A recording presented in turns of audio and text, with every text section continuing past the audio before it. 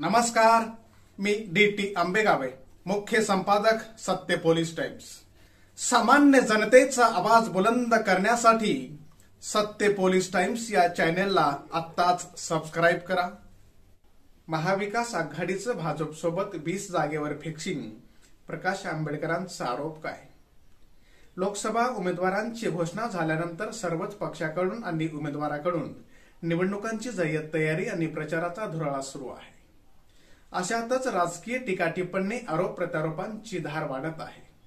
वंचित बहुजन आघाडीचे सर्वेसर्वा प्रकाश आंबेडकर यांनी महाविकास आघाडी आणि भाजपमध्ये जवळपास 20 जागांवर मॅच फिक्सिंग झाल्याचा आरोप केला आहे।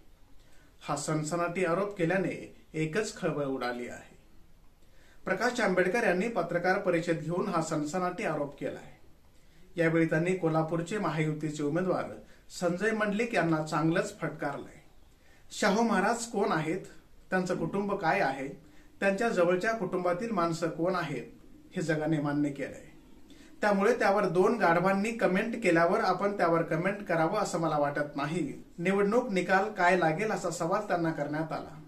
त्यावर निवडणुकीच्या निकालाचा अंदाज आत्ताच लावता येणार नाही, कारण या निवडणुकीवर मनोज जरांगे आणि ओबीसी हे दोन फॅक्टर मोठा परिणाम करणार आहेत, असं मत प्रकाश आंबेडकर यांनी व्यक्त केलंय। जरांगे हा फॅक्टर कोणीच लक्षात घेतलेला नाही।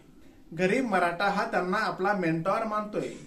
30% मराठा मतदार जरांगे यांच्या मताप्रमाणे मतदान करणार आहेत आणि मनोज जरांगे यांनी दोन्ही आघाड्यांना मतदान करू नका असं म्हटलंय, असं प्रकाश आंबेडकर यांनी सांगितलंय।